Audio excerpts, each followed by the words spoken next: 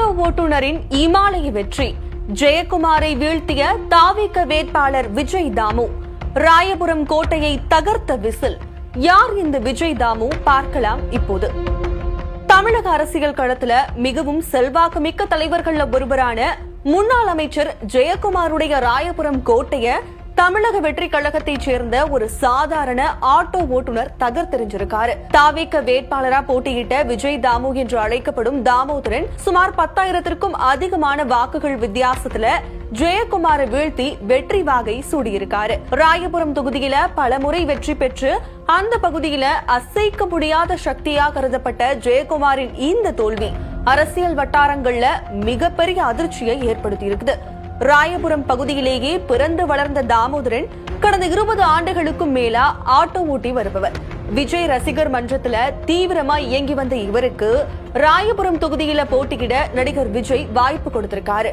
மக்கள்ல ஒருவன், மக்களுக்காக உழைப்பேன் என்ற எளிய முழக்கத்தோட தேர்தலை சந்தித்த இவருக்கு ராயபுரம் பகுதி மக்கள் அமோக ஆதரவை வழங்கியிருக்காங்க. குறிப்பா அடித்தட்டு மக்களுடைய தேவைகளை நன்கு அறிந்த ஒரு சாமானியர் சட்டமன்றத்திற்கு செல்ல வேண்டும் என்ற மக்களின் விருப்பமே இந்த வெற்றிக்கு முக்கிய காரணமா அமைஞ்சிருக்கு. தேர்தல் பிரச்சாரத்தின் போது தனது ஆட்டோவிலேயே தொகுதி முழுக்க சுற்றி வந்து வாக்கு சேகரித்த விஜய் தாமுவின் எளிமை அனைவரையும் கவர்ந்திருக்கு.